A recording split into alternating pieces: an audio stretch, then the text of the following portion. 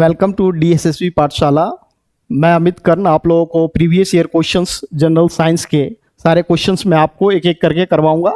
जो भी questions previous year पूछे गए हैं वो सारे क्वेश्चंस को हम लोग ऑप्शन सहित सारे जो है डिफाइन करेंगे और आपके क्वेश्चंस मैं लेके आया हूँ। देखिए क्या है, ये सारे कोर्सेज आपको जो है यहाँ पर फ्री ऑफ कॉस्ट जो है करवाए जाएंगे और करवाए जा रहे हैं।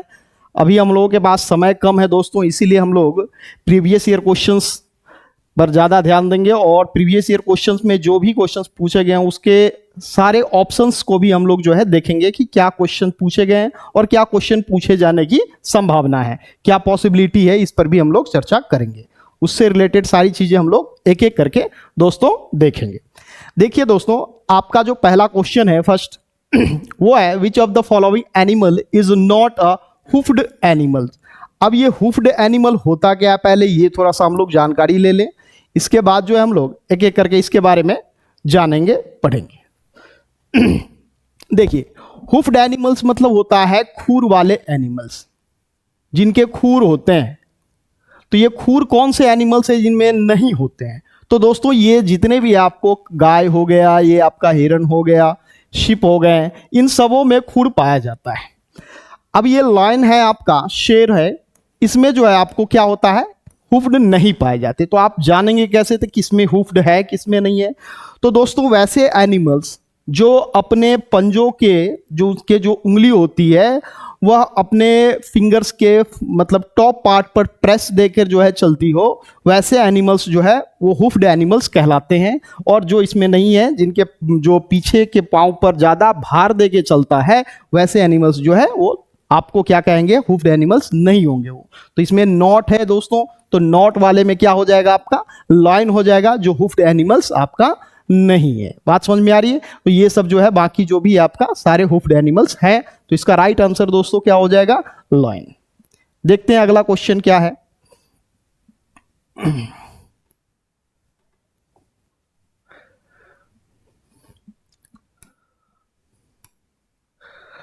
नेक्स्ट क्वेश्चन है friends, which of the following animal is characterized by the presence of 4 chambered heart. अब इसमें पूछा गया है कि इसमें से कौन से हैं एनिमल्स हैं जिसमें 4 चैम्बर पाए जाते हैं हार्ट के। तो सबसे पहली बातें हम लोग जानेंगे, इसमें जो ऑप्शंस दिए गए हैं, क्रोकोडाइल है आपका, स्नेक है आपका, फिश है और टॉर्टोइज है। तो देखते हैं एनिमल्स दोस्तों कि हम लोग जो है एनिमल्स को क्या किए हैं, 4 पार्ट्स में इस तरह से डिवाइड 5 में हम लोग करते हैं। जैसे आपको पता होगा कि मैमल्स जो होते हैं, मैमल्स जो है दोस्तों, इसको बांटा गया है अलग अलग पार्ट्स में, हम लोग जानते हैं। अब यहाँ पर बात की गई है क्रोकोडाइल के बारे में और स्नेक के बारे में। तो ये आपका जो फिश है ये हम लोगों को किस में आ जाता है दोस्तों, ये आपका आ जाता है पीसेज में। स्नेक ये किस में आता है, ये, और ये दोस्तों आ जाता है आपका रेप्टाइल्स में। ये ध्यान रखना है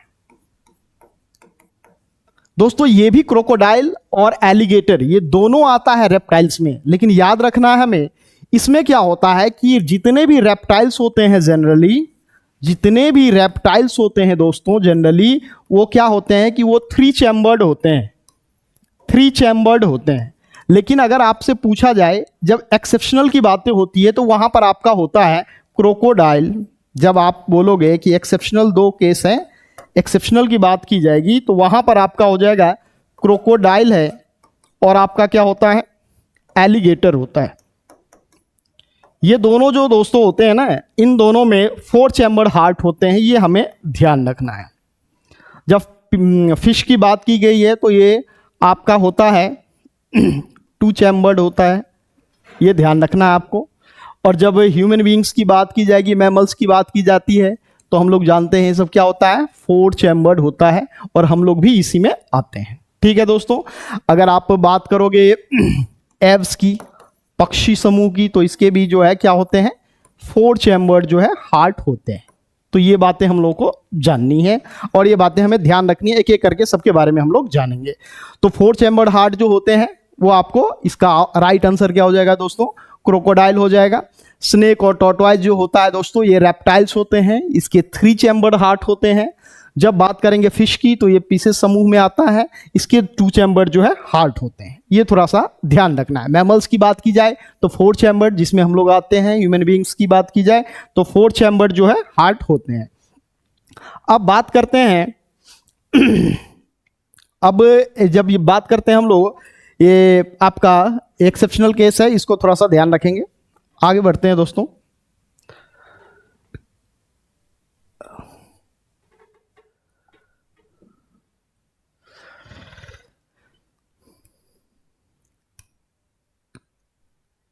नेक्स्ट क्वेश्चन है हमारे पास कि विच of the following animal is a parasite of human intestine.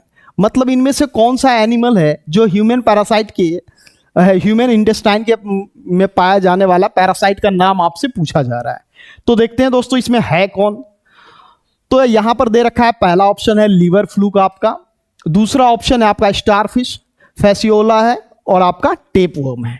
तो दोस्तों यहां पर अगर बात की जाएगी कि कौन सा है जो आपका ह्यूमन इंटेस्टाइन में पाया जाने वाला पैरासाइट की जब बात की जाती है तो टेपवर्म होता है दोस्तों।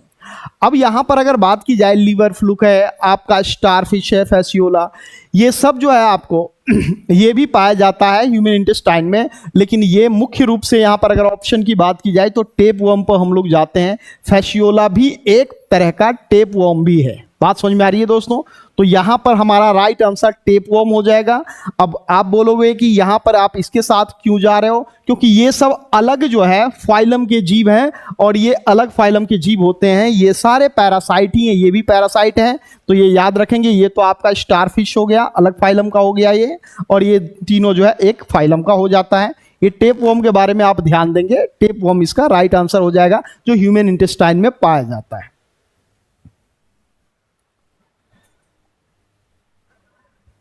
नेक्स्ट आपका है दोस्तों question, acid rain is a form of precipitation with acidic components of. Acid rain की बात की गई है फ्रेंड्स। एसिड रेन होता क्या है? तो सबसे पहली बातें हैं जो है हम लोग जानेंगे। एसिड रेन होता क्या है?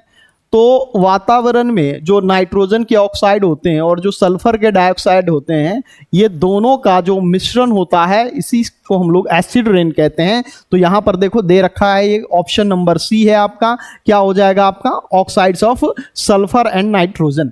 थोड़ा सा हम लोग और इस पर बात कर लें। एक होता है दोस्तों N2O, इसे हम लोग कहते हैं नाइट्रस ऑक्साइड, इसे कहते हैं नाइट्रस ऑक्साइड्स। और ये नाइट्रस ऑक्साइड जो होता है फ्रेंड्स, वो क्या होता है? तो नाइट्रस ऑक्साइड को हम लोग लाफिंग गैस भी कहते हैं, इसे आप थोड़ा ध्यान रखेंगे। लाफिंग गैस, नाइट्रोजन डाइऑक्साइड ये होता है, और ये होता है आपका नाइट्रस ऑक्साइड। तो इन दोनों में अंतर है दोस्तों। यहाँ N2O होता है जिसे नाइट्रस ऑक्साइड कहते हैं, जिसे लाफिंग गैस भी कहा जाता है, और ये नाइट्रोजन डाइऑक्साइड है, और ये सल्फर डाइऑक्साइड है। तो इसे ध्यान रखेंगे दोस्तों कि एसिड रेन जो होता है वो क्या है? प्रेसिपिटेशन है किसका? एसिडिक कंपोनेंट्स किसके? ऑक्साइड्स ऑफ सल्फर और नाइट्रोजन। तो सल्फर के ऑक्साइड और नाइट्रोजन के ऑक्साइड्स के ये वो है। नेक्स्ट देखते हैं फ्रेंड्स क्या है।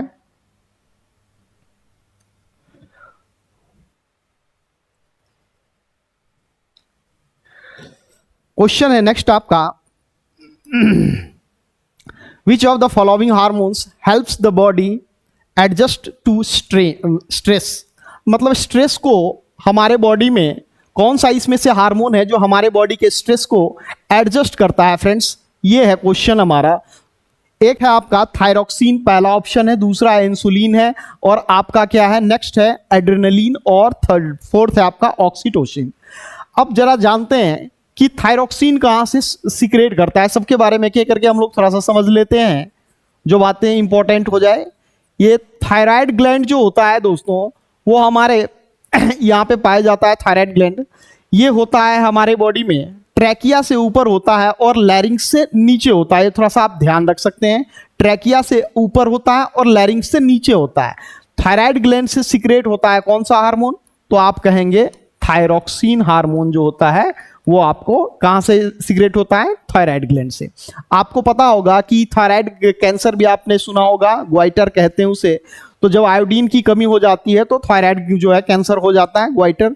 इसके उपचार के लिए आयोडीन 124 का रेडिएशन कराया जाता है, ये भी आपको पता होगा। आयोडीन 131 का रेडिएशन कराया जाता है, ये हमें पता है। अब नेक्स्ट है हमारे पास एड्रेनलिन। तो हमारे बॉडी में एक ग्लैंड है जिसका नाम है एड्रेनल ग्लैंड। ये एड्रेनल ग्लैंड क्या करता है फ्रेंड्स, ये आपको सिक्रेट करता है एड्रेनलिन। एड्रेनलिन नाम का हार्मोन जो है हमारे बॉडी में सिक्रेट करता है। ये एड्रेनलिन करता क्या है, इसे हम लोग दोस्तों एड्रेनल ग्लैंड को हम लोग इमरजेंसी ग्लैंड भी कहते हैं। इसे आप थोड़ा सा ध्यान रखेंगे, इसे इमरजेंसी ग्लैंड भी कहा जाता है। इसे 3F भी कहते हैं। 3F मतलब होता है फियर, फाइट एंड फ्लाइट। इसे हम लोग डू और डाई ग्लैंड भी कहते हैं। इसे सुप्रारेनल ग्लैंड भी कहते हैं, क्योंकि ये रेनल जो हम दैट मीन्स कि किडनी के जस्ट सुपीरियर होता है, इसलिए इसे किडनी के जस्ट ऊपर में होता है, इसलिए इसे सुप्रारेनल ग्लैंड भी कहते हैं फ्रेंड्स। अब ये एड्रेनल ग्लैंड है, ये किसका सिक्रेशन करता है, एड्रेनलिन का। तो हमारे बॉडी में, हमारे आपके शरीर में जो स्ट्रेस है, स्ट्रेस को एडजस्ट करने वाला जो हार्मोन होता है उसका नाम है एड्रेनलिन। ये ध्यान रखेंगे फ्रेंड्स। नेक्स्ट थोड़ा सा इस पर भी चर्चा हो जाए। ये इंसुलिन क्या होता है। इंसुलिन नाम का जो हार्मोन है हमारे बॉडी में, एक ग्लैंड है, नाम आपने सुना होगा पैनक्रियाज का। ये पैनक्रियाज है, पैनक्रियाज का एक बीच वाला पार्ट होता है, इसे कहते हैं islet of Langerhans. Islet of Langerhans. Langerhans साहब ने इसकी खोज की थी, इसलिए इसका नाम जो है वो अपने नाम पर रख दिया। आइलेट्स मतलब होता है, ये ग्रीक वर्ड है, इसे हम लैटिन वर्ड है सॉरी, ये हम लोग इसे इंग्लिश में क्या कहते हैं, आइलैंड कहते हैं। तो ये बीच वाला पार्ट, ये सब में क्या है, ये पूरा आपको क्या भरा होता है, एंजाइम्स रहते हैं, और बीच में एक मसल्स का जो टुकड़ा है इसे हम लोग कहते हैं आइलेट्स ऑफ लैंगरहैंस। यहीं पर दो सेल्स होता है, एक होता है अल्फा और एक होता है बीटा। तो अल्फा सेल से फ्रेंड्स क्या निकलता है, अगर आपसे पूछा जाए कि अल्फा सेल से क्या निकलता है तो आप कहेंगे ग्लूकागॉन। बीटा सेल से क्या निकलता है तो आप कहेंगे इंसुलिन। और यही इंसुलिन आपसे पूछा गया है कहां से, तो इस पूरे ग्लैंड का नाम है पैनक्रियाज। तो पैनक्रियाज ये ग्लैंड है, इसके अंदर ये आइलेट ऑफ लैंगरहैंस है, वहीं से इंसुलिन का सिक्रेशन होता है, ये ध्यान रखेंगे। ये हमारे बॉडी में ग्लूकोज को कंट्रोल करता है, ये भी आप जानते हैं। ऑक्सीटोसिन की बात की जाए, ऑक्सीटोसिन फ्रेंड्स कहां से सिक्रेट करता है, अगर ये बातें पूछी जाए तो ऑक्सीटोसिन जो है हमारे बॉडी में एक ग्लैंड है जिसे मास्टर ग्लैंड कहते हैं, पिट्यूटरी ग्लैंड। ये पिट्यूटरी ग्लैंड से सिक्रेट होने वाला ये हार्मोन है ऑक्सीटोसिन। ये ऑक्सीटोसिन जो है ये यहीं से सिक्रेट करती है, ये बात हमें ध्यान रखनी है। अगर आपसे पूछा जाए कि इसका फंक्शन क्या है ऑक्सीटोसिन का, तो ऑक्सीटोसिन का फंक्शन क्या होता है फ्रेंड्स, इसका काम होता है हमारे आपके बॉडी में ये खास करके मुख्य रूप से ये फीमेल में सिक्रेट होता है, और फीमेल में ये क्या करता है, ये ड्यूरिंग चाइल्ड बर्थ जो है ये कार्य करता है, ये ध्यान रखेंगे। यूटेरस के कॉन्ट्रैक्टाइल में ये हेल्प करता है, ये भी हमें ध्यान रखना है। ठीक है फ्रेंड्स, तो आगे बढ़ते हैं।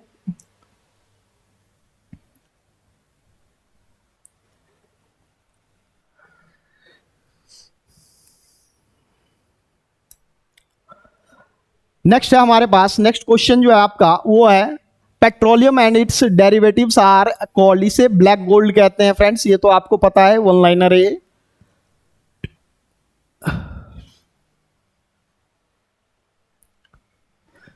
नेक्स्ट है आपका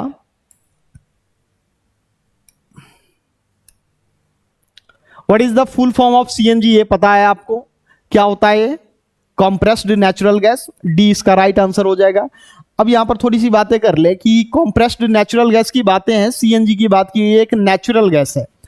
तो दोस्तों अगर इसकी बात की गई है तो मीथेन क्या है, अगर हम लोग इसकी बात कर रहे हैं तो मीथेन के बारे में आपको जानना होगा थोड़ा सा। मीथेन का फॉर्मूला होता है CH4, और मीथेन में जो होता है नेचुरल गैस, अगर आपसे पूछा जाए कि नेचुरल गैस का मेन कंपोनेंट कौन सा है, नेचुरल गैस का मेन कंपोनेंट अगर आपसे पूछा जाए तो आप क्या कहेंगे, मेन कंपोनेंट जो है मीथेन है। तो नेचुरल गैस में कितना 90% पाया जाता है मीथेन, ये ध्यान रखेंगे। और ये कंप्रेस्ड नेचुरल गैस है, इसमें भी मीथेन पाया जाता है, ये आप ध्यान रखेंगे।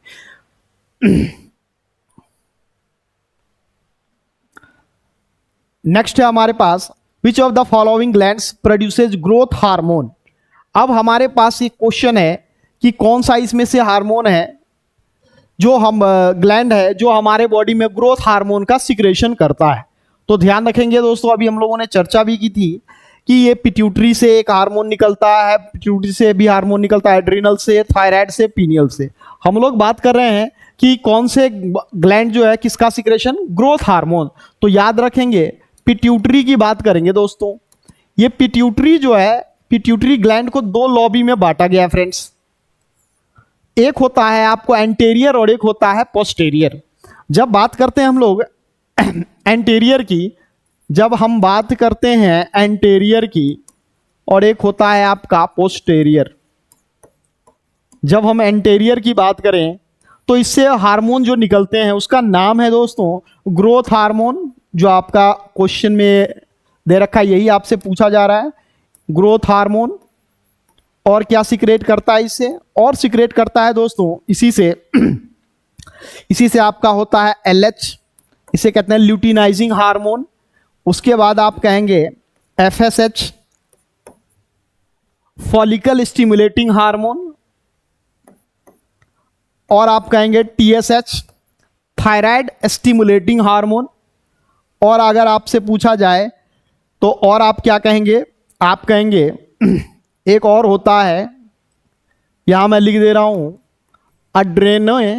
एड्रेनोकॉर्टिकोट्रॉपिक। ये हार्मोन भी यहीं से सिक्रेट होता है दोस्तों, ये एंटेरियर वाले पार्ट से ही ये सारे हार्मोन सिक्रेट करते हैं। अब बात करते हैं पोस्टेरियर से। पोस्टेरियर से फ्रेंड्स दो तरह के हार्मोन सिक्रेट करते हैं। पोस्टेरियर से एक करता है आपको अभी मैंने बताया था ऑक्सीटोसिन। ये फीमेल में खास करके मुख्य रूप से चाइल्ड बर्थ के दौरान जो है इस यूटेरस के कॉन्ट्रैक्टाइल में हेल्प करता है। एक मैंने आपको बताया था ADH, इसको वैसोप्रेसिन भी कहते हैं। ADH मतलब होता है एंटी डायूरेटिक हार्मोन। और ये जो है हमारे आपके बॉडी में क्या करता है, ये हमारे आपके बॉडी में सॉल्ट, ग्लूकोज, इन सबों को रेगुलेट करता है, वाटर को रेगुलेट करता है। ग्रोथ हार्मोन हमारे बॉडी में ग्रोथ और सेल डिवीजन के लिए ये रिलेटेड है। ल्यूटिनाइजिंग हार्मोन जो होता है दोस्तों ये हमारे आपके बॉडी में क्या करता है, ये मेल में और फीमेल में उसके मतलब जो हमारे अगर मेल की बात करें तो टेस्टोस्टेरोन हार्मोन का सिक्रेशन करता है, उसमें हेल्प करता है। और फीमेल की जब बात की जाए तो एस्ट्रोजन के निर्माण में इसका योगदान होता है। FSH की बात करें तो फॉलिकल स्टिमुलेटिंग हार्मोन की जब बात करें तो ये क्या होता है कि जब आप कह सकते हो कि बाल्यावस्था, दैट मीन्स कि जब ये 17 से 18 साल की उम्र होती है तो मूंछ के बाल आने, दाढ़ी के बाल आना, ये सारी चीज़ें जो है, आवाज़ भारी होना, ये सारी चीज़ें जो है वो FSH के कारण होता है। तो बॉडी में फॉलिकल्स को स्टिमुलेट करता है, ये वैसा हार्मोन है। TSH की बात की जाए तो ये थायराइड स्टिमुलेटिंग हार्मोन है जो हमारे आपके बॉडी में क्या करता है, थायराइड ग्लैंड को स्टिमुलेट करता है हार्मोन्स को सिक्रेट करने में। और सबसे इंपॉर्टेंट बातें मैंने आपको उस लास्ट टाइम भी बताया था, और इसका नाम है मास्टर ग्लैंड। आप बोलोगे कि इसे मास्टर ग्लैंड क्यों कहते हैं, पिट्यूटरी ग्लैंड को।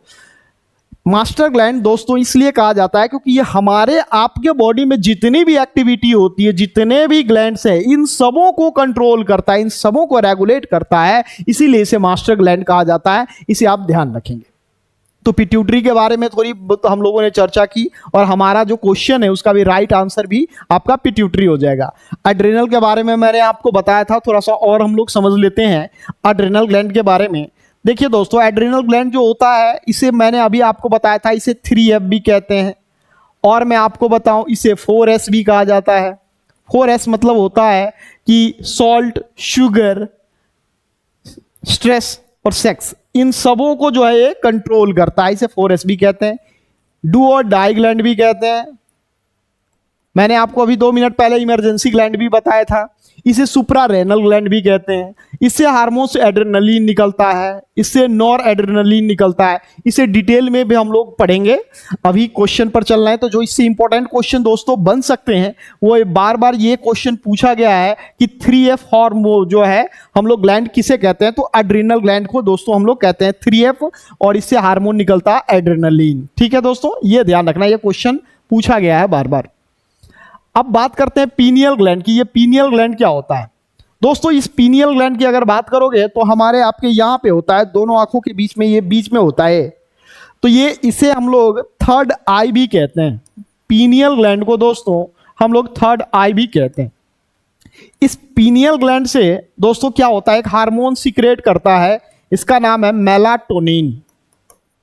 ये जो मेलाटोनिन है दोस्तों, ये क्या करता है हमारे आपके बॉडी में, जो हम लोग सोते हैं जगते हैं, इसकी प्रक्रिया को कंट्रोल करता है। मतलब हम कह सकते हैं कि ये क्या करता है हमारे आपके बॉडी में, ये हमारे आपके बॉडी में स्लीप अवेक साइकिल को कंट्रोल करता है। हम सोते हैं जगते हैं, इस साइकिल को ये कंट्रोल करता है, कंट्रोल करता है, ये ध्यान रखना है।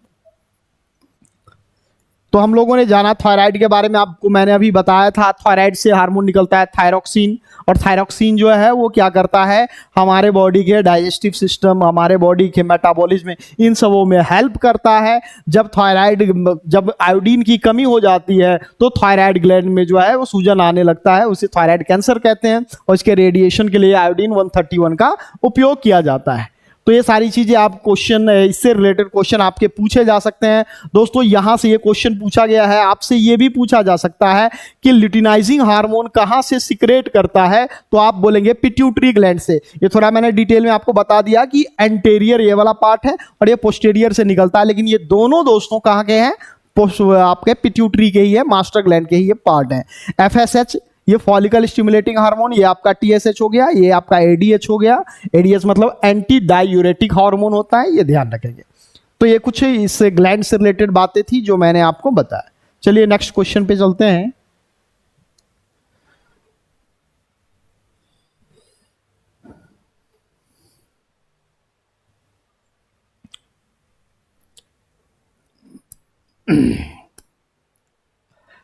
नेक्स्ट क्वेश्चन है दोस्तों,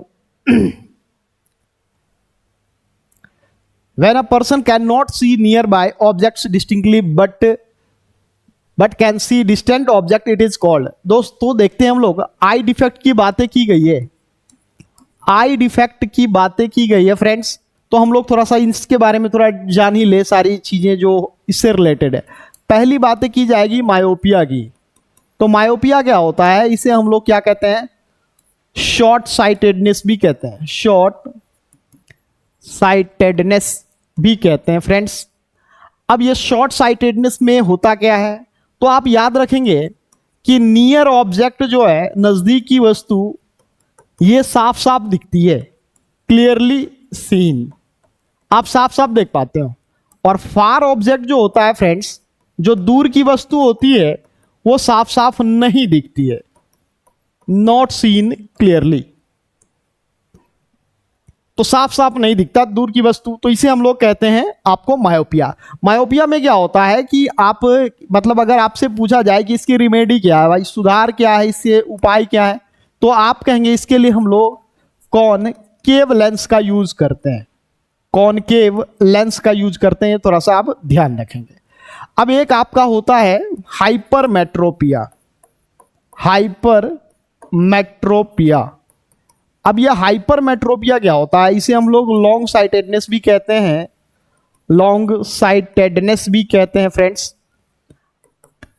अब ये लॉन्ग साइटेडनेस होता क्या है, जस्ट इसका अपोजिट है फ्रेंड्स। जैसे हम लोग कहेंगे कि नजदीक की वस्तु क्या होती है, साफ साफ नहीं दिखेगी।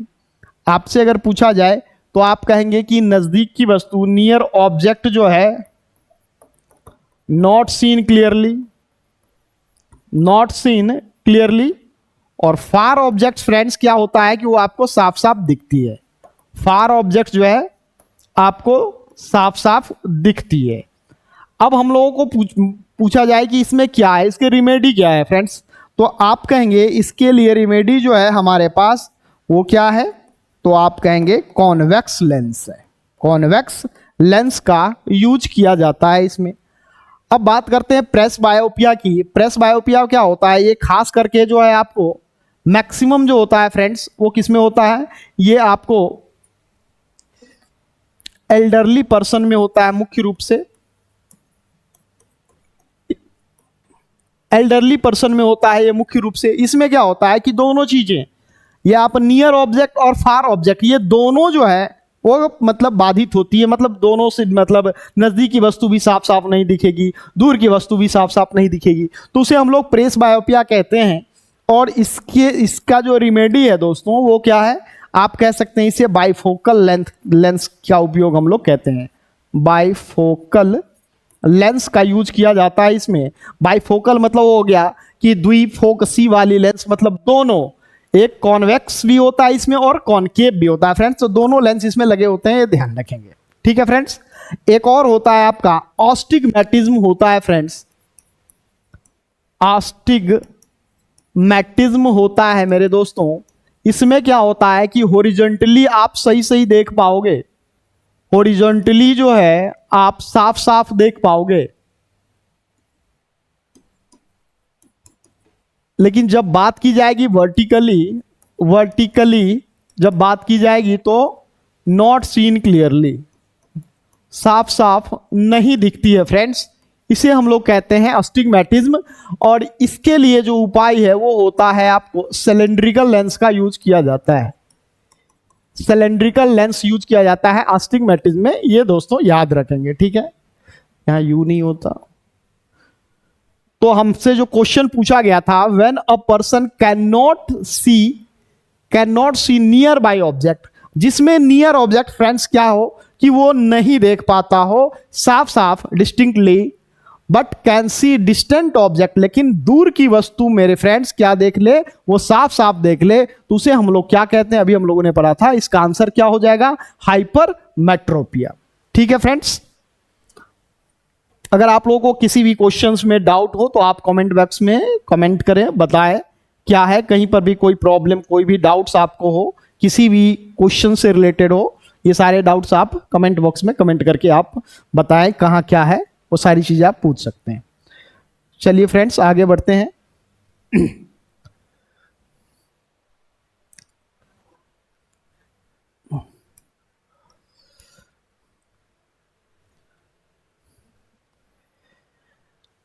देखिए दोस्तों क्या है, अगला क्वेश्चन हमारा है, if a cell is placed in या an there will be a net flow of water out of the cell and cell will lose volume. बहुत बढ़िया क्वेश्चन है, ये क्वेश्चन बार बार आ जाता है, तो इसे हम लोग थोड़ा सा ध्यान से देखेंगे, क्या है इस क्वेश्चन में, क्या सारी बातें जो है हमें देखनी है। यहां देखते हैं फ्रेंड्स क्या है, कहा गया है कि if a cell is placed in an there will be net flow of water out of the cell। देखिए कहा क्या गया है, मान लेते हैं कि ये एक सेल है, ठीक है। अब हमसे कहा जा रहा है कि सेल को आपने उसमें प्लेस किया है कि जहां net flow of water out of the cell, जहां पर वाटर जो है वो कहां से बाहर आ रहा है, मतलब यहां से वाटर का फ्लो किधर की ओर है दोस्तों, ये बाहर की ओर है फ्रेंड्स मेरे, ये बाहर की ओर है, वाटर का फ्लो बाहर की ओर हो रहा है। अगर आपसे पूछा जाए कि ये बाहर की ओर जब वाटर का फ्लो हो, सेल से बाहर की ओर होगा, तो उसे हम लोग क्या कहते हैं फ्रेंड्स, मतलब ये हो गया कि यहां पर वाटर का कंसंट्रेशन, याद रखेंगे दोस्तों, वाटर का कंसंट्रेशन इस सेल के अंदर अधिक है, किसके मुकाबले, बाहर के। ये हो गया सेल, ये इसके बाहर में जितनी वाटर है वो क्या है, अंदर के मुकाबले जो है वो कम है, इसलिए सेल जो वाटर का फ्लो होगा वो अंदर से बाहर की ओर होगा। जब इस कंडीशन को हम लोग क्या कहते हैं दोस्तों, तो इसे हम लोग कहते हैं आपको हाइपो, जब बाहर जो है मतलब ये जैसे ही बाहर कम हो अंदर ज्यादा हो, तो इसे हम लोग कहते हैं हाइपरटोनिक सॉल्यूशन। अब जैसे मैं आपको ये सब के बारे में बता दूं एक एक करके, ये ध्यान रखेंगे आप। देखिए जब बात की जाए कि कंसंट्रेशन अंदर अधिक हो, अगर आपसे पूछा जाए कि इनसाइड, कंसंट्रेशन की बात की गई है, कंसंट्रेशन की बात की गई है दोस्तों, वाटर का कंसंट्रेशन, आप ये भी जान लो, वाटर के कंसंट्रेशन की जब बात की जाए तो इनसाइड जब अधिक हो, मोर, जब ये बातें की जाए तो आप क्या कहेंगे इसे, इनसाइड अगर अधिक हो तो इसे आप कहेंगे हाइपरटोनिक, हाइपरटोनिक। जब बात की जाए, ये पहला था। दूसरा, अगर आपसे कहा जाए कि आउटसाइड, आउटसाइड जो है वो क्या है फ्रेंड्स, वो आपसे बोला जाए कि आउटसाइड जो है वो अधिक है, मतलब सेल के आउटसाइड, तो आप कहेंगे हाइपोटेंशन की बात की गई है फ्रेंड्स। हाइपोटोनिक सॉल्यूशन की बात की, हाइपोटोनिक सॉल्यूशन की बात की गई है। जब दोनों बराबर हो, जब इनसाइड बराबर आउटसाइड, तब इसे हम लोग क्या कहते हैं, इसे कहते हैं आइसोटोनिक सॉल्यूशन कहते हैं फ्रेंड्स। ये तीनों बातें आप ध्यान रखेंगे।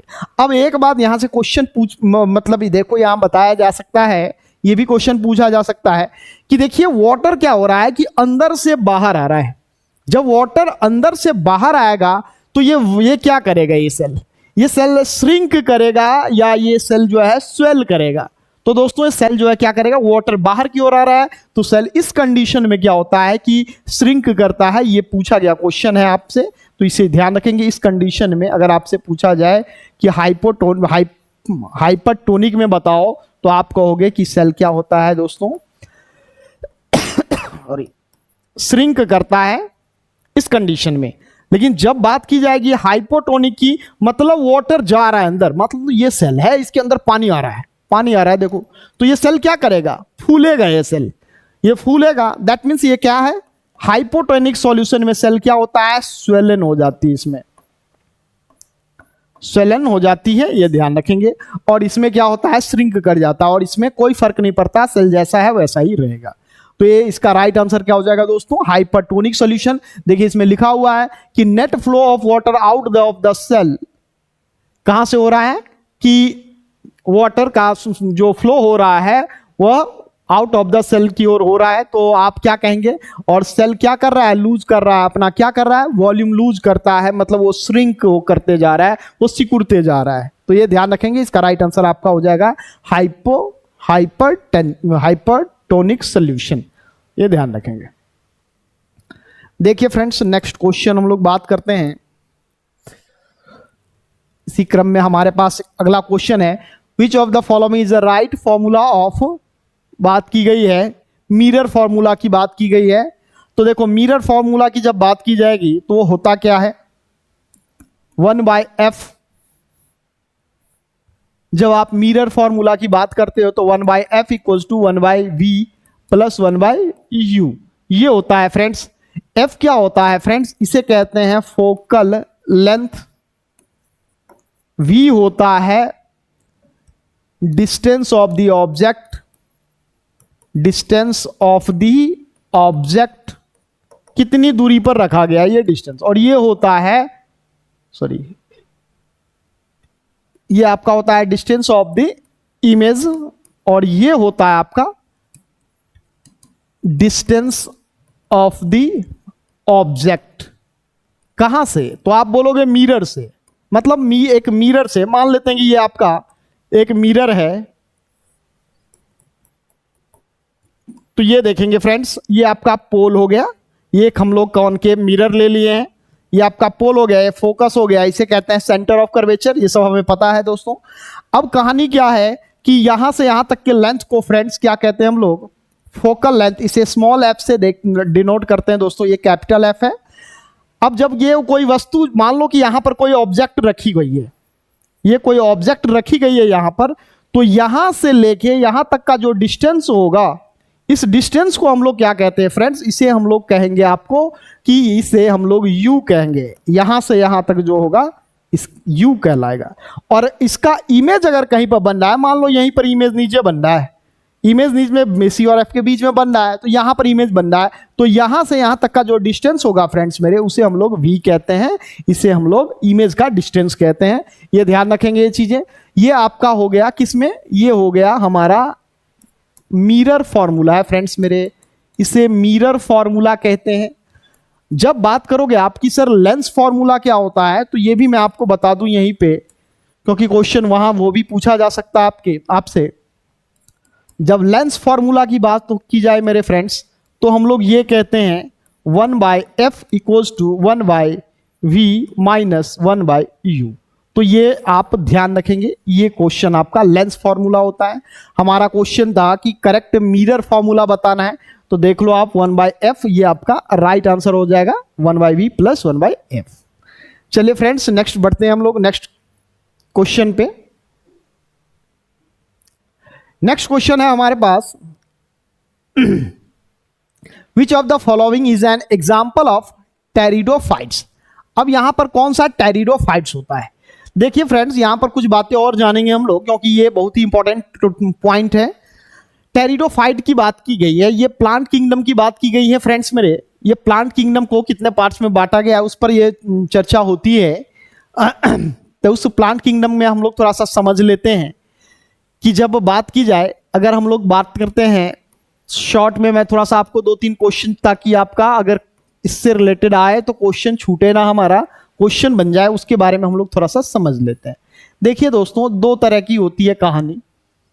जब आप बात करोगे प्लांट किंगडम को बांटा गया है, तो एक होता है दोस्तों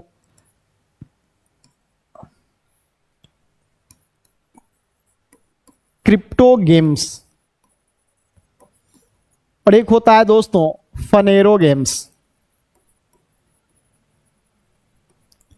अब जब बात करते हैं क्रिप्टो गेम्स की, क्रिप्टो गेम्स वो होता है जिसमें आपको न फूल होता है न बीज होता है, मतलब ये कुछ भी नहीं होता है इसमें, और इसमें फूल बीज ये सारे सीड वगैरह सब होते हैं इसमें।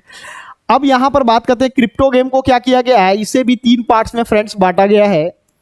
अगर आप बात करोगे एक एक करके, तो सबसे पहले एक होता है, नाम सुना होगा आप लोगों ने, थैलोफाइटा होता है। और बात की जाए इसकी, तो आपने नाम सुना होगा ब्रायोफाइटा की, ब्रायोफाइटा की। और थर्ड होता है फ्रेंड्स मेरे इसी का नाम है आपको टेरिडोफाइटा, टेरिडोफाइटा। अब ये थोड़ा सा चर्चा कर लेते हैं हम लोग इस सब पे एक एक करके कि थैलोफाइटा क्या होता है। ये थैलोफाइटा जो है फ्रेंड्स, जैसे आप बात करेंगे थैलोफाइटा की, तो आप बात कर सकते हैं किसकी, एल्गी की हम लोग बात कर सकते हैं इसमें। थैलोफाइटा में एल्गी की बात कर सकते हैं हम लोग, आप बात कर सकते हैं लाइकेन की बातें कर सकते हैं। ये सारी चीज़ें जो है थैलोफाइटा में आता है। जब ब्रायोफाइटा की आप बात करोगे, तो ब्रायोफाइटा में क्या आता है फ्रेंड्स, इसमें आता है आपका मोस आ जाएगा, इसमें आपका आ जाएगा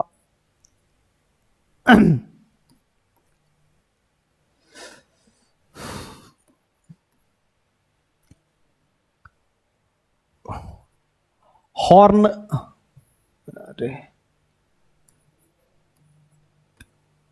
ये आपका आ गया मॉस आ गया आपका। एक आपका होता है हॉर्स टेल्स होता है, ये सब आपका इसमें आ जाता है ब्रायोफाइटा में। ब्रायोफाइटा को फ्रेंड्स मेरे हम लोग क्या कहते हैं पता है, ये सबसे इंपॉर्टेंट, यही मैं आपको जो बताने जा रहा हूं ये ध्यान रखेंगे। ब्रायोफाइटा को कहा जाता है amphibian, amphibian of plant kingdom. ये प्लांट किंगडम का दोस्तों क्या कहा जाता है, इसे एम्फीबियन कहा जाता है। और आप बोलोगे ऐसा क्यों, ये क्या करता है कि पानी और जो उसमें रहे एम्फीबियन वो होता है उभयचर जिसे कहते हैं हम लोग, जैसे मेंढक हो गया, ये सब एम्फीबियन कहलाते हैं। तो ये जो एम्फीबियन इसे इसलिए कहते हैं क्योंकि ये पानी का उपयोग करता है, लेकिन वो किस लिए करता है, तो रिप्रोडक्शन के लिए ये वाटर का इस्तेमाल करता है। वैसे जनरली ये आपको मतलब टेरेस्ट्रियल ही है, तो इसे हम लोग ब्रायोफाइटा को एम्फीबियन भी कहते हैं क्योंकि ये दोनों में आपको रहता है। अब बात करते हैं टेरिडोफाइटा की। टेरिडोफाइटा की अगर बात करोगे फ्रेंड्स मेरे, तो टेरिडोफाइटा में और भी बातें हम लोग जानेंगे। ये टेरिडोफाइटा जो होता है वो क्या होता है, वो जमीन पे फैलता है दोस्तों। ये जमीन पर फैलने वाला होता है, ये एकदम फैल जाएगा ये जमीन पे। इसमें आप कहेंगे अगर इसका एग्जाम्पल लेना है तो आप यहाँ से ले सकते हैं, ये आपका टेरिडोफाइटा है। सेलेंजिनेला जो है आपका टेरिडोफाइटा है। ये बाकी सब जो है यहाँ स्फैग्नम, ये सब क्या है, मॉस के एग्जाम्पल है। ये जो मॉस मैंने यहाँ लिखा था ब्रायोफाइटा का, ये सब मॉस के एग्जाम्पल है। ये फ्यूनेरिया भी एक तरह का मॉस है, ये सब मॉस के एग्जाम्पल है। हम लोग आगे इस सब के बारे में मैं आपको बताऊंगा ये क्या होता है मॉस। मॉस जो होता है फ्रेंड्स ये आपको क्या करता है कि वाटर को होल्ड करने की इसकी कैपेसिटी होती है। इसका एक स्फैग्नम है, स्फैग्नम क्या करता है कि 16 से 18 टाइम्स 16 से 18 गुना जो है ज्यादा पानी को होल्ड करने की कैपेसिटी रखता है। इसलिए इसका उपयोग दोस्तों किस में किया जाता है, इसका फ्रेंड्स हम लोग जो है उपयोग मुख्य रूप से डाइपर्स वगैरह बनाने में इसका उपयोग किया जाता है। ये हम लोग ध्यान रख सकते हैं। हमारे पास क्वेश्चन था कि कौन सा इसमें से टेरिडोफाइटा है दोस्तों, तो टेरिडोफाइटा हमारा सेलेनजिनेला है और ये हमारा टेरिडोफाइटा है। थैलोफाइटा जो होता है इसमें अगर आपसे पूछा जाए आप कहेंगे एल्गी होता है, आप कहेंगे इसी में लाइकेन होता है, ये सब इसके एग्जाम्पल है। मोस हॉर्सटेल्स जो है ब्रायोफाइटा में आता है, ये आप ध्यान रखेंगे। चलिए दोस्तों नेक्स्ट क्वेश्चन की ओर बढ़ते हैं। नेक्स्ट है हमारे पास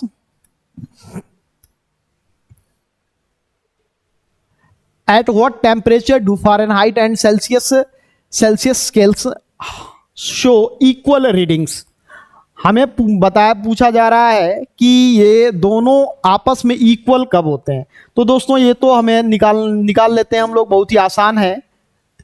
देखिए क्वेश्चन है हमारे पास कि दोनों फ़ारेनहाइट, तो फ़ारेनहाइट और इसमें सबसे पहले हमें संबंध पता होना चाहिए कि इस दोनों में क्या रिलेशन क्या है। तो देखिए हम लोग तीनों के बारे में रिलेशन जान ले सबसे पहले।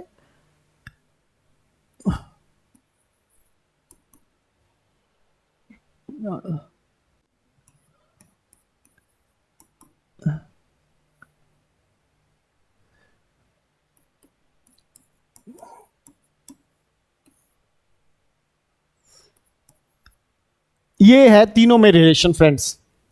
ये जो होता है आपका सेल्सियस है अपॉन 100, F माइनस 32 मतलब फ़ारेनहाइट, और माइनस 32 अपॉन 80 से भाग दे दो, और केल्विन में से 273 माइनस करके 100 से डिवाइड कर दोगे तो ये तीनों आपस में इक्वल हो जाएगा। हमसे पूछा गया है कि what temperature do Fahrenheit and Celsius scales show equal readings. तो फ़ारेनहाइट और सेल्सियस की बात की गई है फ्रेंड्स, तो हम लोग इस पर चलेंगे और यहां से हम लोग चेक करेंगे कि किस पर इक्वल होता है, फ़ारेनहाइट या सेल्सियस दोनों। तो चलते हैं इस पर, हम लोग इसे सॉल्व करते हैं फ्रेंड्स। C अपॉन सेल्सियस, ये F की जगह आप दोनों को इक्वल करना है रीडिंग, तो आप फ़ारेनहाइट की जगह ये कर सकते हो। आप दोनों को फ़ारेनहाइट भी कर सकते हो फ्रेंड्स, इससे कोई फर्क नहीं पड़ता है, हमें वही आएगा वैल्यू। इसे सॉल्व करते हैं हम लोग, तो क्या आएगा ये 18C बराबर 10C माइनस 320। इसको आप इधर ले जाओगे,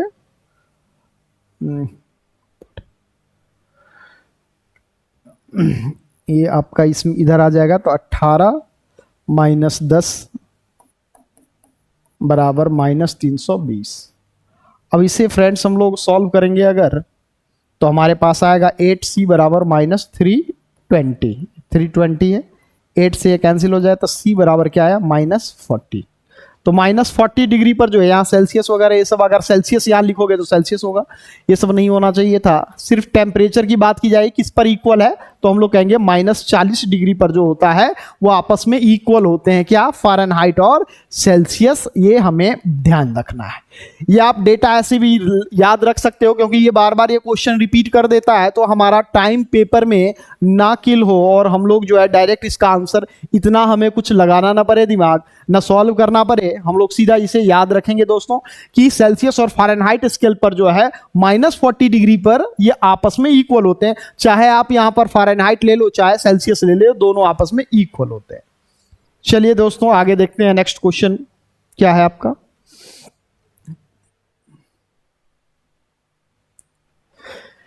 देखिए दोस्तों यहां पर हमारा क्वेश्चन जो है, which gland is called the master's gland because it produces hormone that controls the other glands and controls many function of the body including growth। हमसे पूछा गया है कि कौन सा ऐसा ग्लैंड है जो मास्टर ग्लैंड है। इसे मास्टर ग्लैंड क्यों कहते हैं, मैंने अभी आपको बताया था क्यों, क्योंकि ये हमारे आपके बॉडी के जितने भी ग्लैंड्स हैं और जितने भी हार्मोन्स हैं इन सबों को कंट्रोल करता है, रेगुलेट करता है और ये सारे फंक्शन को कंट्रोल करता है, इसलिए इसे मास्टर ग्लैंड कहते हैं। अभी बताया था मैंने आपको, पिट्यूटरी ग्लैंड को क्या कहते हैं हम लोग, मास्टर ग्लैंड कहते हैं। इसका राइट आंसर ये हो जाएगा। हम लोगों ने बातें की थी दोस्तों कि पीनियल ग्लैंड क्या होता है, इसे हम लोग क्या कहते हैं, इसे थर्ड आई भी कहते हैं, और इसे एक और नाम है दोस्तों, ये भी आप जान सकते हो, इसे बायोलॉजिकल क्लॉक भी कहते हैं ऑफ ह्यूमन बॉडी, आप ये भी कह सकते हो। बायोलॉजिकल क्लॉक भी कहते हैं हमारे बॉडी का, क्योंकि ये सोने जगने की प्रक्रिया को जो है नियंत्रित करता है। तो हम कब सोते हैं, कब जागते हैं, ये सारी चीजें हमारे क्लॉक की तरह एज वर्क करता है, इसे हम लोग बायोलॉजिकल क्लॉक भी कहते हैं। अगला है हमारे पास पैराथायराइड ग्लैंड। इसके बारे में दोस्तों देखते हैं। पैराथायराइड, सबसे पहले बात हम लोगों ने की थी थायराइड ग्लैंड की। थायराइड ग्लैंड यहां होता है, जस्ट इसके पीछे होता है पैराथायराइड ग्लैंड। और पैराथायराइड ग्लैंड जो होता है दोस्तों, ये ध्यान रखेंगे, ये 4 होते हैं और ये मुख्य रूप से एक हार्मोन का सिक्रेशन करता है, जो मैं आपको बता दूं। इससे एक हार्मोन निकलता है फ्रेंड, जिसका नाम है पीटीएच, पैरथ हार्मोन। पैरथ हार्मोन निकलता है और ये हार्मोन दोस्तों ये कैल्शियम और फॉस्फेट के लिए बहुत ही इंपॉर्टेंट है। इसे आप ध्यान रखेंगे, बार बार पूछा गया है, ये सीजीएल में भी कितनी बार ये क्वेश्चन पूछा जा चुका है कि पैरथ हार्मोन या कैल्शियम और फॉस्फेट के लेवल को हमारे बॉडी में ड्रॉप होने से कौन रोकता है। तो उस ग्लैंड का नाम है पैराथायराइड ग्लैंड। ये संख्या में 4 होते हैं। अगर आपसे पूछा जाए कि पैराथायराइड कितने होते हैं, तो 4 होते हैं नंबर में, और इससे हार्मोन निकलता है। इस हार्मोन का नाम है पैरथ हार्मोन, जिसे पीटीएच भी कहते हैं। ये ध्यान रखेंगे, जो कैल्शियम और फॉस्फेट के लेवल को कंट्रोल करता है। एड्रिनल के बारे में हम लोगों ने चर्चा की है। डू और डाई ग्लैंड कहते हैं, इमरजेंसी ग्लैंड कहते हैं, 3F कहते हैं, 4S कहते हैं, ये सारे इसके उपनाम है। इसे सुप्रारेनल ग्लैंड कहते हैं। तो ये सब हम लोग जानते हैं। ठीक है दोस्तों, बातें की इन सबों के बारे में। आगे बढ़ते हैं फ्रेंड्स, देखते हैं क्या है हमारे पास। ये है हमारे पास क्वेश्चन 15 नंबर क्वेश्चन पे हम लोग आएंगे और देखेंगे ये क्वेश्चन है क्या। इसमें लिखा हुआ है फ्रेंड्स मेरे कि in 1817 who pointed out that many of the known elements could be arranged by their similarities into groups of 3 known as triads। अब यहां पर जब बात की गई है फ्रेंड्स, वो किसकी बात की गई है कि 3 एलिमेंट लेकर कौन सा ऐसे, मतलब कौन थे जिन्होंने एक ट्राइड्स बनाया था। तो आप यहां पर बात की गई है फ्रेंड्स, वो जो चैप्टर है पीरियोडिक टेबल की बात की गई है। पीरियोडिक क्लासिफिकेशन ऑफ के बारे में बात की गई है। उसके बारे में हम लोग बात करते हैं। यहाँ पर ये है क्या, देखिए। सबसे पहले एक साइंटिस्ट हुए थे जिन्होंने दिया था अपना एक ट्रेड्स दिया था, उनका नाम था डोबरेनर्स ट्रेड। ये ट्रेड्स जो है डोबरेनर साहब ने दी थी। यहां से तो आंसर तो मिल गया, लेकिन ये था क्या, ये थोड़ा सा हम लोग समझते हैं दोस्तों। ये सबसे पहली बात, ये 3 एलिमेंट लेके चले थे, ये भी हमें ध्यान रखना है। यहां तो एक क्वेश्चन में लिखा हुआ है, ये भी आपसे पूछा जा सकता है कि डोबरेनर्स ने अपने जो ट्रेड्स दिए थे उसमें कितने एलिमेंट्स लेके चले। तो 3 को लेके चला था इन्होंने। और इसमें इन्होंने कहा क्या था फ्रेंड्स, वो हम लोग थोड़ा सा बात कर लें कि जब बात की जाएगी डोबरेनर्स ट्रेड की, तो इन्होंने क्या कहा था कि 3 एलिमेंट है, मान लो एक है ए, एक है बी और एक है सी, मान लिया हमने। तो उन्होंने कहा था कि ये जो बीच वाला जो एलिमेंट होगा, मिडल एलिमेंट जो होगा, उसकी जो एटॉमिक मास होगी फ्रेंड्स, ये जो इसकी एटॉमिक मास होगी वो क्या होगी, रफली इक्वल होगी इसके और इसके एवरेज के। फिर से ध्यान रखेंगे दोस्तों, क्या मैंने बोला आपको, मैंने ये बोला कि ये जो आपका मिडल एलिमेंट है उसका जो एटॉमिक मास होगा वो रफली इक्वल होगा फर्स्ट और थर्ड के एवरेज के। ये बातें किसने बताई थी, डोबरेनर साहब ने अपने ट्रेड्स में, मतलब 3 एलिमेंट लेके जो चले थे वो, तो उन्होंने ये बातें बताई थी कि इंक्रीजिंग ऑर्डर ऑफ हम लोग मास लेके चलेंगे, मास के ही फॉर्म में उन्होंने लेके सारी बातें बताई थी। जैसे ले लेते हैं एग्जाम्पल फ्रेंड्स, क्या होता है, मान लो ये 2 है और ये आपका हो गया 15 हो जाए, 15 2 कितना हो गया 17। 17 का आप एवरेज निकालो, इन दोनों का एवरेज आप निकालोगे तो कितना आ गया 8.5 आ जाएगा। तो 8.5 आ जाएगा, तो ये 9 हो, ये 10 हो। तो ये इन्होंने बताया था कि ये जो मिडल एलिमेंट का जो एटॉमिक मास होगा वो फर्स्ट और थर्ड के एवरेज के, उसके एटॉमिक मास के एवरेज के रफली इक्वल होगा। ये बातें उन्होंने बताई थी। तो ये ट्रेड्स है। यहां पर क्वेश्चन हमसे बहुत ही आसान सा पूछा गया है कि किसने पॉइंट आउट किया था कि how many elements could be arranged bye there similarities in the groups of 3 के ग्रुप में। तो आप कहेंगे जॉन डोबरेनर ने बातें बताई थी।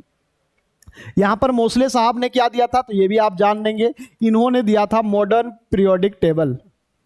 मॉडर्न पीरियोडिक टेबल आपसे पूछा जाए, जो आज भी हम लोग पढ़ते हैं, वो मोसले साहब ने दिया था। न्यूलैंड साहब ने दिया था अष्टक।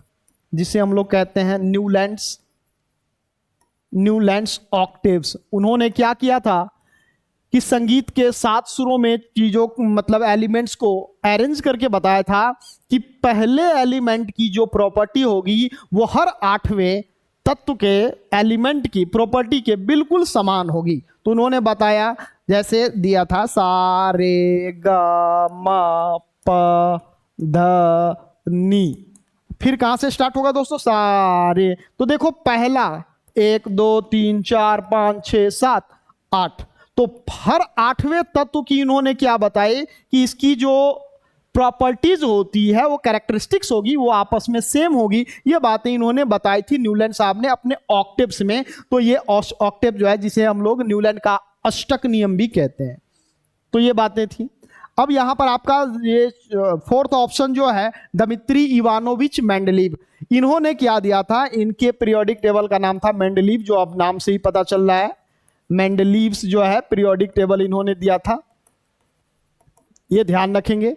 थोड़ा सा मैं आपको और बता दूं, जो मेंडलीव साहब ने अपनी पीरियोडिक टेबल जो दी थी उसमें इसकी अगर बात की जाए तो इसकी कुछ कमियां थी फ्रेंड्स। ये बातें यहां पर करनी बहुत जरूरी है क्योंकि ये क्वेश्चन पूछ दिया गया है हाल फिलहाल में, पीसीएस वगैरह में पूछा गया है क्वेश्चन हाल फिलहाल में, इसलिए मैं आपसे चर्चा कर दे रहा हूं कि मेंडलीव ने जो पीरियोडिक टेबल दिया था उस समय कितने एलिमेंट्स थे। तो सबसे पहली बात हमें यह जानना है कि मेंडलीव साहब ने जब पीरियोडिक टेबल बनाया था, दिया था इन्होंने, तो उस समय 63 एलिमेंट्स थे फ्रेंड्स। मेंडलीव साहब के समय 63 एलिमेंट्स थे। और आपसे पूछा जाए वो 63rd एलिमेंट का नाम बताओ जो सबसे लास्ट एलिमेंट था, तो आप कहेंगे यूरेनियम वाज द लास्ट या 63rd एलिमेंट था। दोस्तों ये बातें आपको बतानी है। अब हम लोग बात अगर आगे करें कि ये चीजें ये हो गया मेंडलीव साहब के बारे में। मेंडलीव साहब ने जो आपको ये पीरियोडिक टेबल दिया था फ्रेंड्स, इसमें कुछ कमियां थी। अब कमियां क्या है फ्रेंड्स, इसके बारे में थोड़ा सा हम लोग चर्चा करेंगे। ये कमियां क्या है, इन्होंने क्या कहा था, इनकी जो ड्रॉबैक्स अगर बात करें, मेंडलीव साहब की ही बात चल रही है अभी, तो थोड़ा सा ध्यान रखेंगे। हम लोग अभी बात मेंडलीव की कर रहे हैं। मेंडलीव साहब की जो ड्रॉबैक्स उनमें क्या रहा, तो ड्रॉबैक्स आप कह सकते हैं पहली बात कि ड्रॉबैक्स में पहला जो हमारा पॉइंट होगा कि हाइड्रोजन को इन्होंने क्या किया कि सही जगह नहीं दिया। पहली बात है हम लोग ये कहेंगे कि हाइड्रोजन को इन्होंने प्रॉपर जगह नहीं दिया, मतलब हाइड्रोजन को इन्होंने सही जगह पर नहीं रखा, ये इनकी सबसे पहली कमी थी। दूसरी बात है अगर आपसे पूछी जाए कि और क्या बता सकते हो सर इसके बारे में, तो आप कहेंगे कि इन्होंने अलग अलग एलिमेंट्स के जो आइसोटॉप्स थे फ्रेंड्स, उन आइसोटॉप्स को भी प्रॉपर जगह इन्होंने नहीं दी। इनसे मतलब ये सारी प्रॉब्लम हुई। आगे चलकर आप बताओगे कि और क्या कमियां रही सर, तो और आप बताएंगे कि हर एलिमेंट्स के बीच में प्रॉपर गैप नहीं था। दोस्तों ये प्रॉपर गैप नहीं होने के कारण बाद में थोड़ी बहुत मुश्किलें हुई थी। क्यों ऐसा हुआ था फ्रेंड्स, तो आप कहेंगे क्योंकि मेंडलीव साहब ने जो मतलब अपना पीरियोडिक टेबल दिया था वो किसके बेस पर दिया था? इन्होंने दिया था एटॉमिक मास के बेस पर, ये ध्यान रखना है आपको। और मॉडर्न पीरियोडिक टेबल किस पर दिया गया था दोस्तों, तो आप कहेंगे एटॉमिक नंबर के फॉर्म में इन्होंने दिया था। ये सारी चीजें आप फ्रेंड्स याद रखेंगे, पेपर में क्वेश्चन कोई भी इससे 5 से 5-6 क्वेश्चन बनते हैं यहाँ पर मुख्य रूप से, जिससे क्वेश्चन आपके पूछे जा सकते हैं फ्रेंड्स। ये आप ध्यान रखेंगे, यहाँ पर एक फैक्ट्स के रूप में क्वेश्चन आते हैं बार बार। चलिए आगे बढ़ते हैं, जानते हैं नेक्स्ट क्वेश्चन की ओर। नेक्स्ट हमारा क्वेश्चन है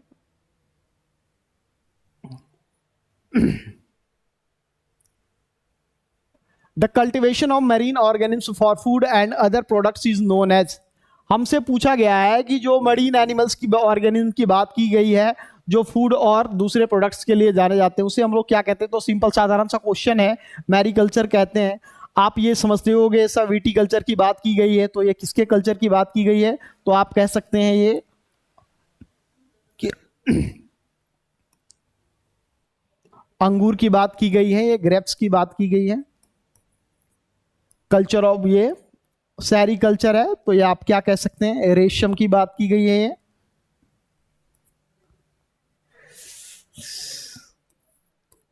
सिल्क वॉर्म की बातें की गई है। मतलब rearing of silk worm is known as sericulture, या production of grapes is known as viticulture. Pisciculture fish के बारे में होती है, ये आपको पता होगा, प्रोडक्शन ऑफ फिश। और मैरीकल्चर आपका हो गया मरीन ऑर्गेनिज्म के फूड के लिए। तो ये तो हमें पता है। चलिए आगे बढ़ते हैं। एक होता है दोस्त और भी, अगर आप बात करोगे, ये हो गया आपका एपीकल्चर होता है। ये थोड़ा सा याद रहे, ध्यान रखेंगे। एपीकल्चर जो होता है फ्रेंड्स, वो होता है आपको हनी बी के लिए होता है, प्रोडक्शन के लिए, ये ध्यान रखेंगे, ठीक है। शहद के लिए भी कह सकते हैं इसे, हनी बी। अगला है हमारे पास नेक्स्ट क्वेश्चन।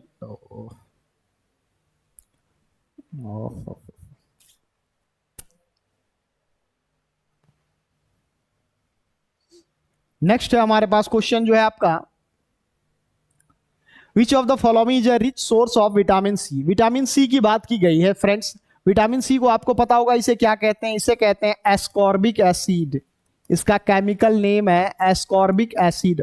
और ये खास करके किसमें पाया जाता है? जितने भी साइट्रस फ्रूट्स होते हैं, साइट्रस फ्रूट्स होते हैं, उसमें खास करके पाए जाते हैं। आपको मिल गया होगा ये क्वेश्चन का आंसर। तो लेमन हो जाए, ऑरेंज हो जाए, तो ये सब आप जानते हैं, ठीक है। मिल्क में एक विटामिन पाया जाता है दोस्तों। मिल्क में प्रोटीन भी पाया जाता है। मिल्क में जो प्रोटीन पाया जाता है उसका मैं नाम लिख दूं आपको, मिल्क प्रोटीन। ये बार बार आ जाता है क्वेश्चन। ये आपसे क्वेश्चन पूछे तो आप कहेंगे केसीन जो है वो मिल्क प्रोटीन है, और due to it the colour of milk is white. ये भी आप ध्यान रखेंगे। एग में जो होता है, एग का जो ऊपर वाला पार्ट होता है दोस्तों, ये जो व्हाइट वाला पार्ट होता है, ये आपको प्रोटीन कंटेन करता है।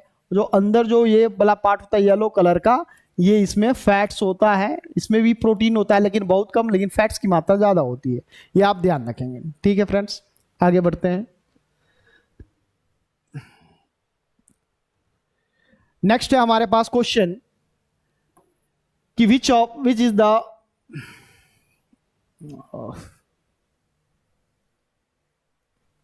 Which is the melting point of ice. Ice की मेल्टिंग पॉइंट पूछी गई है दोस्तों। तो हमें आपको पता है वो क्या है, 273 केल्विन की बात की गई है। केल्विन है ये। अगर हमसे पूछ दिया जाए कि बताओ आप, ये डिग्री सेल्सियस की अगर बात की जाए तो डिग्री सेल्सियस में आप 0 डिग्री सेल्सियस कहेंगे। ये आपको ध्यान रखना है, ठीक है फ्रेंड्स। और फ़ारेनहाइट में बात की जाए तो वो भी लिख लो आप, 32 डिग्री फ़ारेनहाइट। ये तीनों बातें वही है, ये आप ध्यान रख सकते हैं, ठीक। यहाँ केल्विन में ऑप्शन है हमारा, तो हम लोग केल्विन में इसका आंसर लगाएंगे। नेक्स्ट देखते हैं फ्रेंड्स क्या है हमारे पास। अगला क्वेश्चन है हमारे पास, select the correct option regarding the following statements. सही ऑप्शन ढूंढना है दोस्तों। यहां थोड़ा सा ध्यान देंगे, ये इस पर थोड़ा सा गौर करना। ये करेक्ट है कि इनकरेक्ट है, इस पर पहले, सबसे पहली बात इस पर ध्यान रखना। ये करेक्ट की बातें की जा रही है तो उसके बारे में हम लोग जानते हैं। देखिए क्या है, ऑप्शंस क्या है हमारे पास। पहला ऑप्शन है ribosomes are composed of RNA and protein. बिल्कुल सही है। राइबोसोम्स आरएनए और प्रोटीन का क्या करता है? सिंथेसिस करता है। इसीलिए इसे क्या कहते हैं? फैक्ट्री ऑफ प्रोटीन भी कहते हैं दोस्तों। राइबोसोम्स को क्या कहा जाता है? फैक्ट्री ऑफ प्रोटीन भी कहते हैं, या प्रोटीन की फैक्ट्री कहें, प्रोटीन फैक्ट्री भी कहते हैं। इसकी खोज की पूछी जाए कि राइबोसोम्स की खोज किसने की थी, हु डिस्कवर्ड राइबोसोम्स, तो आप कहेंगे पेलाडे साहब ने इसकी खोज की थी, डिस्कवरी की थी। ये ध्यान रखेंगे, ठीक है, डिस्कवर किया था। अगला है क्वेश्चन हमारे पास, आरएनए का फुल फॉर्म आप समझते होंगे, राइबो न्यूक्लिक एसिड। मेरे फ्रेंड्स ये सब आपको पता होगा, राइबो न्यूक्लिक एसिड। अगला है हमारे पास, ribosomes are not surrounded by any membrane. बिल्कुल सही है मेरे फ्रेंड्स, राइबोसोम्स जो है किसी मेम्ब्रेन से ये सराउंडेड नहीं होती। थोड़ा सा इसके बारे में चर्चा करते हैं फ्रेंड्स। देखिए होता क्या है, ये आपका सेल है मान लो, इसके अंदर ये न्यूक्लियस है, और यहां क्या होता है, एक ट्यूबुल्स लाइक स्ट्रक्चर होती है। इस तरह से ट्यूबुल्स लाइक स्ट्रक्चर होती है, इसे हम लोग कहते हैं एंडोप्लाज्मिक रेटिकुलम। इस एंडोप्लाज्मिक रेटिकुलम का एक पार्ट होता है जिसे हम लोग RER कहते हैं। उस RER का ये जो आपको पार्टिकल्स है जो इस पर अटैच्ड होते हैं RER में, उसी को हम लोग राइबोसोम्स कहते हैं। RER जिसे हम लोग कहते हैं रफ एंडोप्लाज्मिक रेटिकुलम, और एक होता है दोस्तों, एक ये होता है स्मूथ जिसे SER कहते हैं।